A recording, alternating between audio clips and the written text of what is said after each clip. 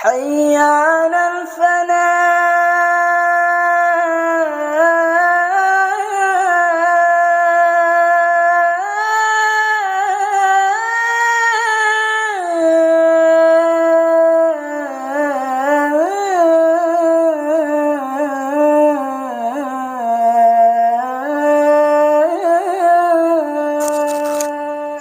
Bismillahirrahmanirrahim. Assalamualaikum warahmatullahi wabarakatuh. Alhamdulillahi wa kafa. Wassalatu wassalamu ala sayyidina nabiyina Mustafa wa ala alihi wa alihi sidqi wal wafa. Asyhadu an la ilaha illallah wahdahu la syarikalah wa asyhadu anna Muhammadan abduhu wa rasuluhu la nabiyya ba'dah. Allahumma shalli wa sallim ala sayyidina Muhammad wa ala ali sayyidina Muhammad. Wa qala ta'ala fil Qur'anil Karim, bismillahirrahmanirrahim, wa ahsin kama ahsanallahu ilaik. Ilahil hayah. Wa qala Rasulullah fi kitabil hadis, nikmatani maqnunu fihi makasirun nas as-sihhatu wal faragh. Shadaqallahul azim wa sadaqa rasul karim wa zakirin. Walhamdulillahi minasyaitonir rajim. Kembali bersyukur kepada Allah dengan ucapan alhamdulillah karena pada siang hari ini bagaimana biasanya di samping kita beribadah, tolabul ibadah ala taatillah wala taati rasulillah, juga kita dituntut, dibimbing dan dianjurkan untuk ta'lim. Maka dari itu pada kesempatan yang berbahagia ini saya mengutip atau mengambil referensi dari kitab Adabud Dunya Waddin, ditulis oleh Imam Al-Mawardi Al-Basyi Asy-Syafi'i, seorang tokoh besar mazhab Syafi'iyah yang hidup pada 450 Hijriah. Dalam kitab ini jelaskan tentang as-sihah wal faragh waqtinam huma fi ta'atillah. Sehat dan kesempatan, dan keduanya perlu dijaga untuk apa? Fi ta'atillah, untuk taat kepada Allah Subhanahu wa taala. Maka sebagaimana di awal mukadimah saya katakan, Allah berfirman wa ahsin kama ahsanallahu ilaik. Maka berbaiklah kamu, wa ahsin, berbuat baiklah, kama ahsanallahu ilaik, sebagaimana Allah berbuat kepada kamu, wala tabqil fasada fil ardh, dan jangan engkau buat kerusakan di muka bumi ini. Maka dari itu nikmat yang terbesar di dunia ini cuma dua.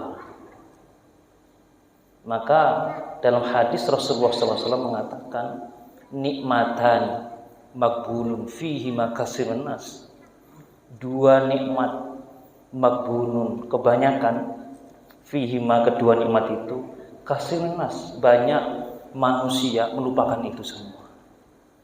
Apa nikmat dua ini? As-sihah wal faragh.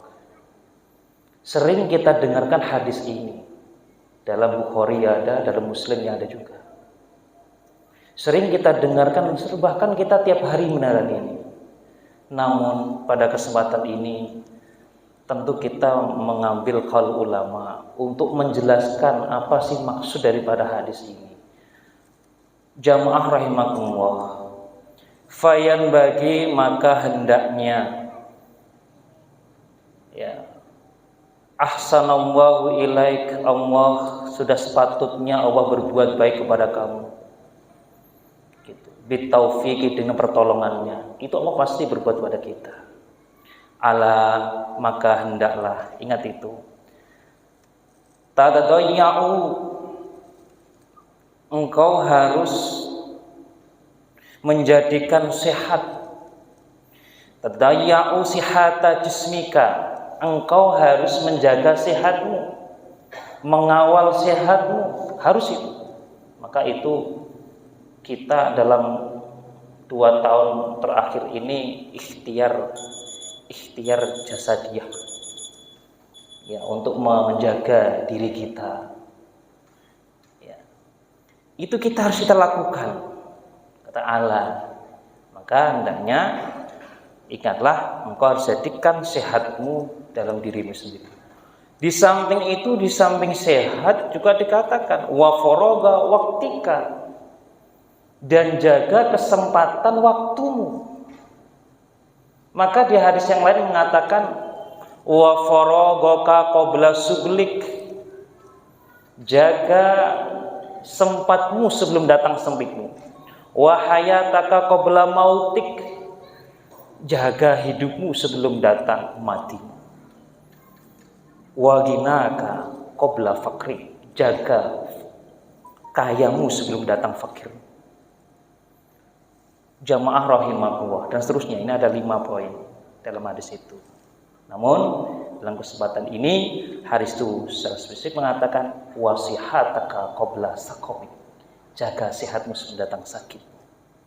Jamaah rahimakumullah, teringat kita saudara-saudara kita yang hari ini mungkin tidak bisa mencium udara yang segar di luar tempat medis misalnya, atau di luar rumah sakit belum bisa, atau mungkin sekarang di rumah belum bisa mencium udara bebas di luar rumah.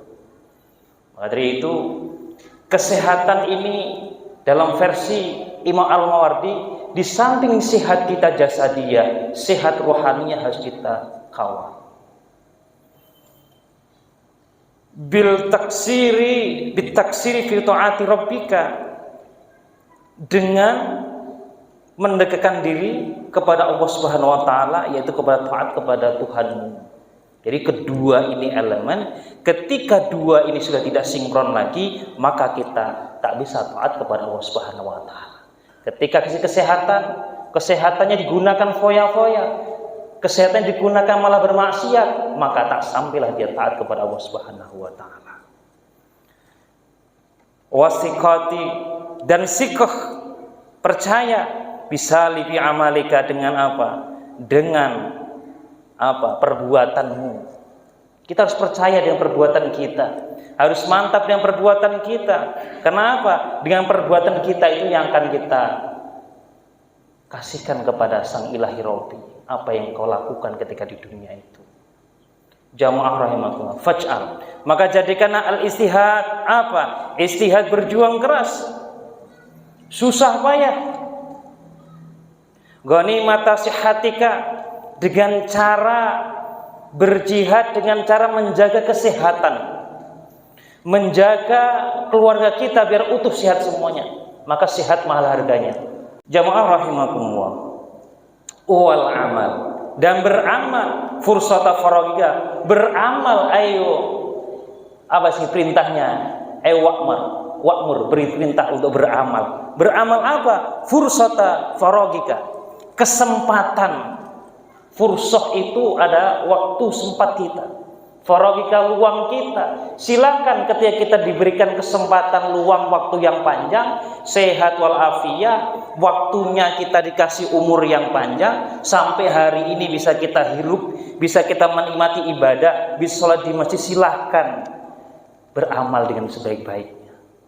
Nah, mudah-mudahan dengan kesempatan umur yang panjang itu Allah akan lipatkan mahabbahnya kepada kita semua, hingga kita diberikan ketenangan di dunia maupun di akhirat. Amin amin ya rabbal alamin. Falaisa kullu zamanin, maka tak perlu di setiap masa musta'idan. Apa di sini? Tidak terjadi atau bukan berarti orang yang siap-siap di setiap masanya. Saya siap-siap mengumpulkan harta saya siap-siap untuk bermaksiat agar banyak harta saya. Begitu. Wala ma fata mustadrikan, tapi engkau janganlah putus mustadrikan. Untuk apa di situ? Untuk selalu kita mencintai kepada Allah Subhanahu. Meskipun kita banyak harta kita, meskipun banyak atau panjang umur kita, jangan berhenti untuk semakin dekat kepada Allah Subhanahu wa taala. Di pertemuan sebelumnya saya sudah kupas ini, namun belum tuntas rasanya, maka kita lanjutkan lagi dalam kesempatan ini. Silahkan Bapak Ibu tanam saham semua, silahkan berkaya, silahkan, tapi ingat, jangan sampai kita laisa mustadrikun, tak sampai jumpa kita kepada Allah Subhanahu wa taala. Begitulah para ulama-ulama kita Maka Imam Abu Hanifah kaya dia, diminta sebagai mufti tak mau dia. Malah ada muridnya Abu Yusuf mau dia menjadi seorang mufti, diminta di dinasti Abbasiyah di saat itu. Jamaah rahimakumullah. Maka dari itu mari sama-sama kita perkaya diri kita, hati kita, ruhaniyah kita agar semakin dekat kita kepada Allah Subhanahu wa taala. Walil faraghi dan kesempatan zai'un. Kesempatan itu jangan sebagai zai'un, jangan sampai zai'un. Zai'un itu condong untuk hal-hal yang buruk, condong hati kita untuk tidak mengenal Allah, jangan seperti itu. Au nadamun, atau kita takut, semakin takut terus untuk maksiat tak takut, tapi untuk ibadah malah takut. Sekarang fenomena di akhir zaman, ketika maksiat tak takut, tapi ketika ibadah malah takut. Apakah nadam begitu artinya? Nadam itu penyesalan. Ketika seorang hamba ingin dekat kepada Yang Maha Kuasa, bertaubat dia menyesal agar tidak terulang lagi dan tidak mengulang lagi perbuatan itu namanya nadam, menyesal. Jamaah rahimakumullah. Walil khalwati, dan harus berbuat sepi. Apa menyepi? Mailun, menyepi di sini apa artinya? Kita harus menyendirikan kita di waktu malam, bangun di waktu malam, berbuat kita, bertahajud kita, sholat kita, agar apa? Kita semakin ambil itu jalan kedekatan kepada Allah SWT. Sekarang kalau sedekah bisa, kalau puasa bisa, kalau sholat bisa, tapi kalau sholat tengah malam agak berat rasanya. Maka para ulama-ulama kita dulu, ciri ahli ibadah, ciri ahli ibad, apa itu? Waibitu, dia bermalam di malam hari, ruku au sujudan, untuk ruku dan sujud kepada Allah Subhanahu wa taala. Wa minal laili fatahajjat bihi nafilatan. Sujud bertahajud kita kepada Allah Subhanahu wa taala. Di situ kaya kita di mata manusia, tapi kadang miskin kita di mata Allah Subhanahu wa taala. Kecil kita, tak ada artinya apa-apa di mata. Kenapa? Semuanya titipan Allah SWT. Wa qala, berkata Umar bin Khattab, berkatalah Umar bin Khattab, ar-rahatu, kepenak, santai, rileks.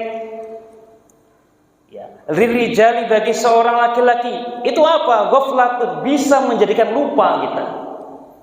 Maka serilek-rilek apapun, setelah kita melaksanakan aktivitas kita, santai kita, makanya asar itu waktu santai sebetulnya, rohah waktu istirahat, maka disitulah ada potensi besar untuk lupa kepada Allah Subhanahu wa taala, karena santai.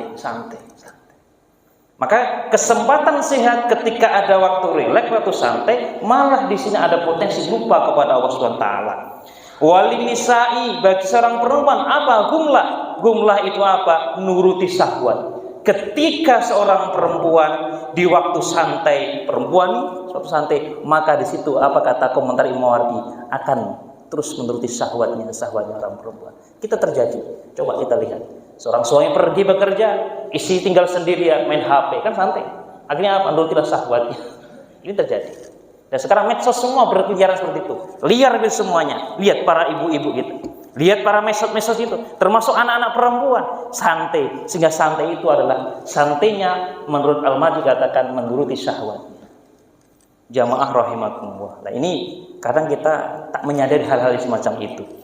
Oleh sebab itu mari kita waqala bazur jamaah, berkatalah bazur zaman, apa kata? Iyakun syughlu, yang namanya sibuk, mujahadah, yang namanya sibuk itu mujahadah, susah. Syughlun, sibuk, ya, itu susah sekali. Maka ketika orang sibuk pasti susah dia, ditemui susah, karena sibuk susah, mau ketemu mau sholat juga susah. Kenapa dia susah? Karena merasa dirinya sibuk.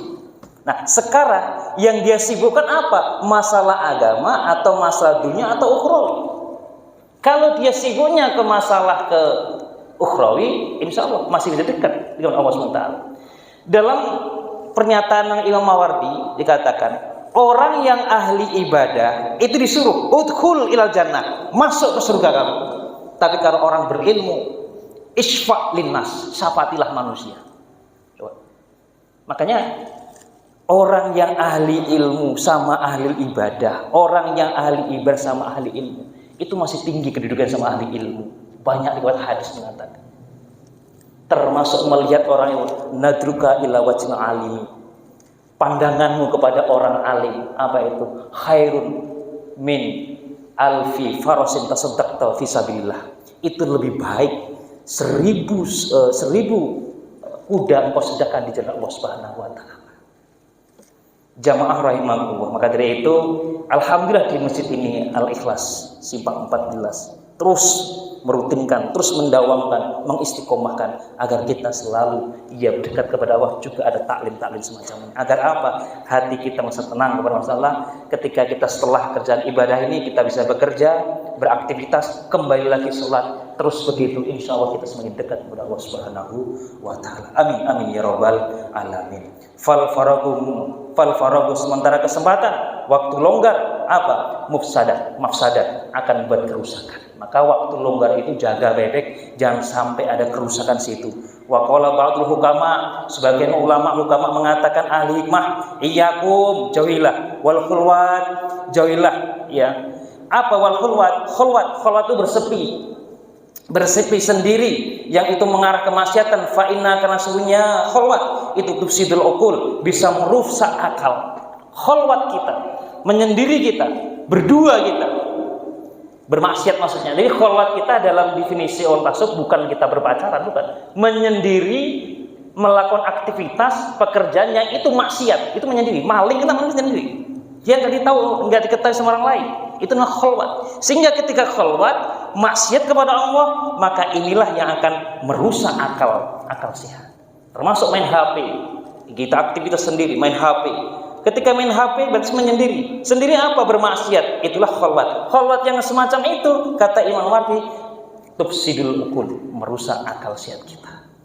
Jamaah rahimakumullah. Masih banyak lagi komentar al-hikmah. Mudah-mudahan dengan sekelumit yang kita sampaikan akan menambah keberkahan kepada kita semuanya. Yang jelas kita semua hari ini masih diberikan kesehatan, kesempatan, gunakan dua momen ini, dua nikmat ini. Insya Allah kita akan menjadi jembatan kita agar semakin kita dekat kepada Allah SWT dan masuk di surganya Allah SWT. Amin amin ya rabbal alamin. Tentu dengan ridho Allah SWT.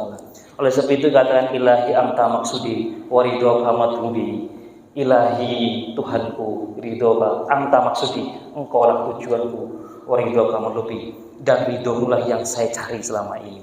Mudah-mudahan ini menjadi wasilah kita, mudah-mudahan kita menjadi wasilah kita dan menjadi hamba-hamba yang abidin, hamba-hamba yang nasyidin, yang berjuang di jalan Allah dan selalu mencari ilmu Allah Subhanahu wa taala dengan mendekatkan diri pada ulama-ulama kita. Dari saya, wallahu muwaffiq ila aqwamit thoriq. Assalamualaikum warahmatullahi wabarakatuh.